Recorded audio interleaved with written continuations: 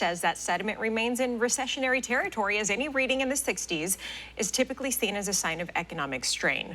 We also got a first look at Kamala Harris's economic agenda. We're going to talk about all of this with David Stryzewski, CEO of Sound Planning Group. There is a lot to go over today, David, but let's start with the consumer sentiment. What influenced that uptick, you think? Well, no question that in August, people were actually saying that they felt bad about the political landscape. Now, I don't know if it's because Biden stepped down or they really feel great about Kamala, or maybe there's more people excited about Trump. Not really clear on that one. But ultimately, they're still concerned about the inflation in our economy. To your point, though, this is the fifth reading that we've had in the 60s, and our average is typically around 88. So what I'm seeing right now is that we are actually in recessionary territory as far as the sentiment goes. So this isn't like some super exciting thing, although it wasn't a slight improvement from what they expected. The one part I'll just note on that as well is that the current conditions, meaning like, hey, how do you feel about the environment right now, the world that we live in today?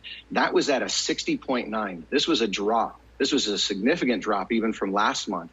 And so a lot of people are suffering right now. And I think this is really the average consumer saying, hey, I think that we're in a recession. I don't see a lot of positive stuff right now. And that's their way of saying it. Yeah, and no wonder the economy is the #1 issue for voters.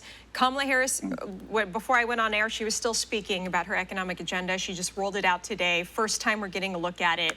One of the big points, a federal ban on grocery price gouging. How does that impact the way you're investing?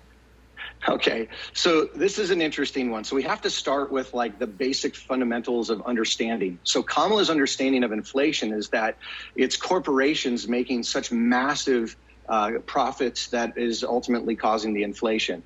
I think that that's a pretty short-sighted perspective and is not actually equivalent to real economics, just like Bidenflation, which we all found out later. But the point is that when we actually look at inflation, this is caused by printing. That is the tax of least resistance as well. That is a tax. That's why we've not been talking about taxes.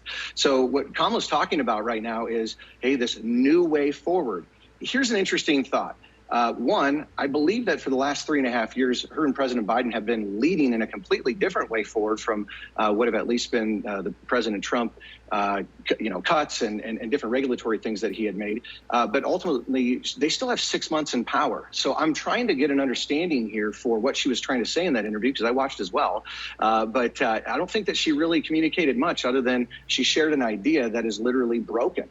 We know that price controls do not work. It's proven. In fact, this is so anti-American of an idea. This actually hurts American producers, our farmers, the people who are literally core to our national interests and security interests for that matter. And so this is going to undercut the average farmer, the average family, people in this world if we have price caps like this. And it's ultimately going to reward those who are willing to lie and be bad actors in this world. For all our viewers.